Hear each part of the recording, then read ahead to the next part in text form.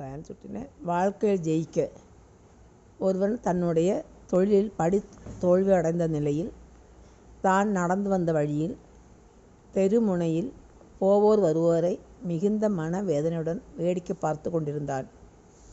அப்போது எதிரில் உள்ள குப்பை தொட்டியில் ஒருவர் தனக்கு தேவையான பழைய பேப்பரை எடுத்து சாக்கில் நிரப்பி சென்றார். சிறிது நேரத்தில் இன்னொரு நபர் அதே குப்பை தொட்டியில் தனக்கு தேவையான பாட்டில்களை நிரப்பி எடுத்து சென்றார். மீண்டும் ஒருவர் தனக்கு தேவையான பழைய பிளாஸ்டிக் தட்டு பேப்பரை எடுத்து சாக்கில் நிரப்பி சென்றார். அதன் பின் ஒரு நாய் வந்து எச்சில் இலையில் இருந்த சாப்பாட்டை சாப்பிட்டு சென்றது. கடைசியாக வந்த ஒரு பசு குப்பையில் கிடந்த பச்சிலையை சாப்பிட்டு தன் பசியை போக்கி கொண்டது.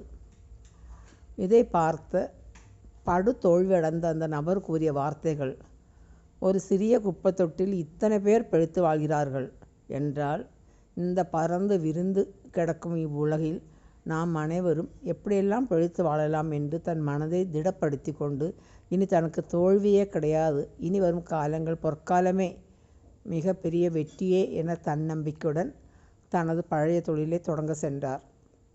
இந்த பரந்த உலகில் நாம் அனைவரும் ஜெயிக்க பிறந்தவர்கள்தான்.